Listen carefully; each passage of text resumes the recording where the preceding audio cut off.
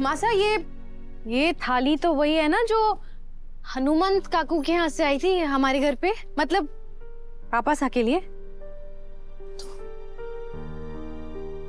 हमें वापस करनी होगी ना। मैं सावित्री मासी से बोल के वापस भेज। पर खाली मत भेजना। 1 मिनट।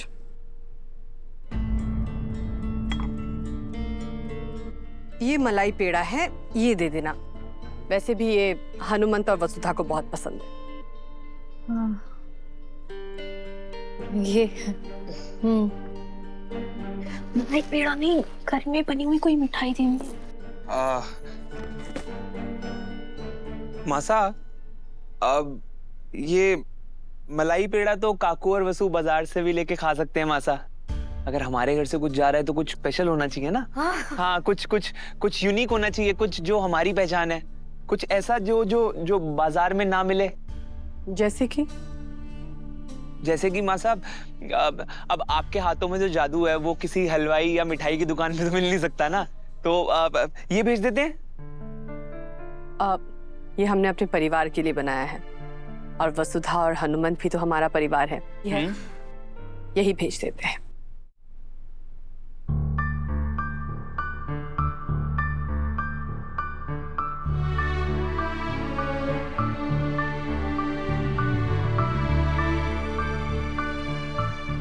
अभी तुम जाकर देकर आओ। जी मासा। हमारा मन कह रहा है कि कोई तो बात है, हमारे को हुकुम से बात करनी पड़ेगी। बाबू साहब, अभी तो पूरा दिन बाकी है, हो सके देवी हुकुम शाम को ये रस्म पूरी कर दे।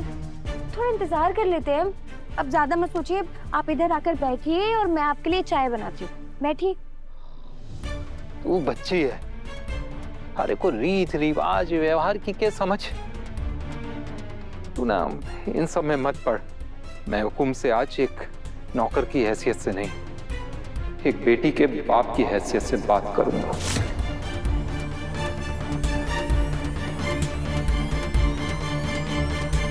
काकू, कहाँ जा रहे हो आप?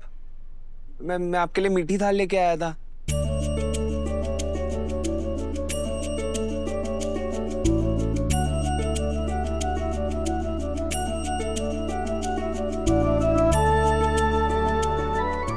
तो हुकुम के हाथों की मावा कचौड़ी लागे है, ये उन्होंने बनाया है, और अपने सामने दिव्य जी सजवाई भी है, जिससे कि मीठी थाल की रस्म पूरी हो। मैं धन्य हो गया जो हुकुम ने हमारी छोरी ने स्वीकार कर लिया।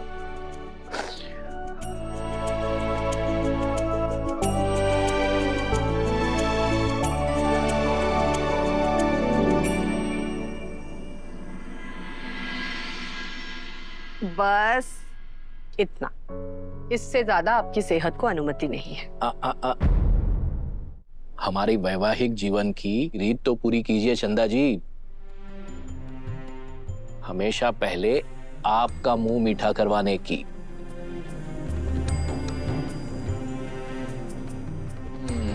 थोड़ा नहीं, बिल्कुल नहीं। सच कहे साहब, तो कल हनुमान जब ये थाल लेकर आया तो एक बार के लिए तो हम घबरा गए कि कहीं वो मीठी थाल तो नहीं।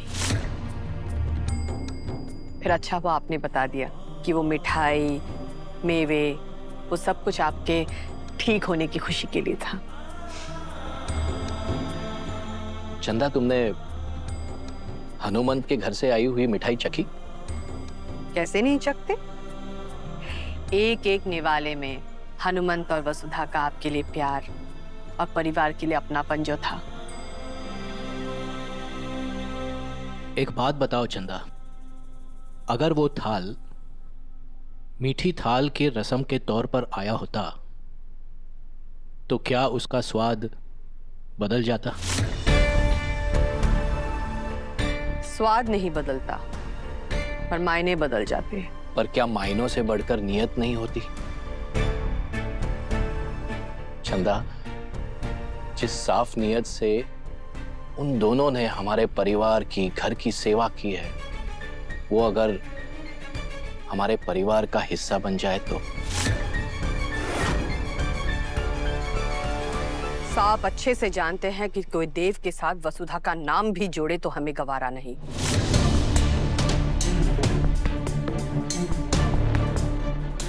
चंदा, चंदा, तुम शांत हो जाओ, शांत हो जाओ और आराम से बैठो।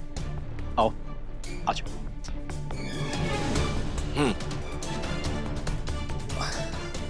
और मुझे एक बात बताओ, आज से पहले तुमने किसी नौकर को घर की बेटी माना है? नहीं ना? साहब, हमने बहुत कम आपकी बात काटी है, पर आज हमें माफ कर दीजिएगा, क्योंकि ये बात आपको साफ साफ बतानी जरूरी है।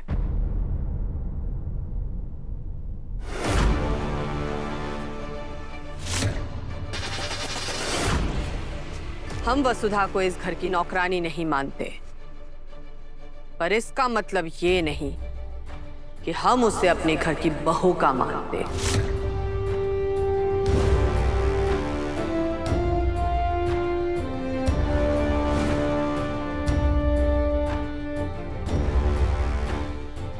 हमने चौहान परिवार के लिए एक स्तर तय किया है और हमारी अगली पीढ़ी की जिम्मेदारी है इस स्तर को और ऊंचाई पर लेकर जाने की।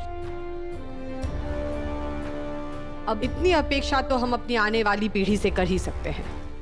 हमारी कंपनी जितनी इस देश में प्रसिद्ध है, उतनी ही प्रसिद्ध विदेशों में भी है। और रही बात वसुधा की, तो ना तो उसे पहनने ओढ़ने का ढंग है, ना ही बोलचाल और व्यवहार का। वो तो गांव की एक सीधी साधी लड़की है जिसके लिए एक सीधा साधा जीवन साथी की जरूरत है, ना कि देव जैसा महत्वाकांक्षी लड़का। हाँ चंद्रिका, लेकिन तुम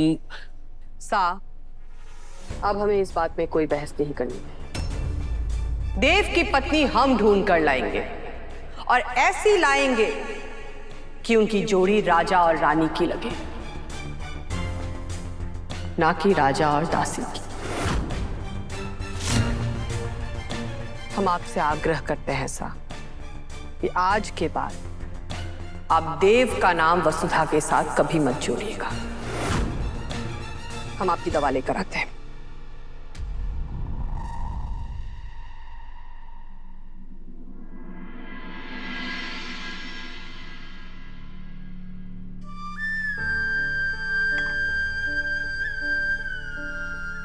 अब इस बात में तसल्ली रहेगी कि जितना लाड मारी वसु का उसके मायके में है, उतना ही लाड उसे उसके सासरे में भी मिलेगा। और ये सब आपकी कृपा से हुआ है भगवान, इसलिए उसके सासरे से आए हुए मीठे में से सबसे पहला भोग आपको होएगा। पता नहीं अभी सर ने वो सब किया कैसे।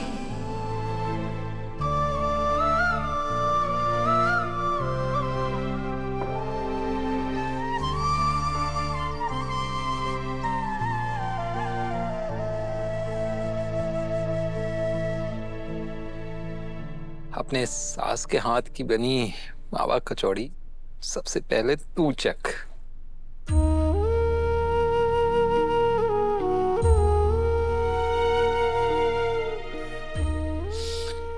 अब तू हमारी बेटी बाद में है और उस घर की बहू पहले है।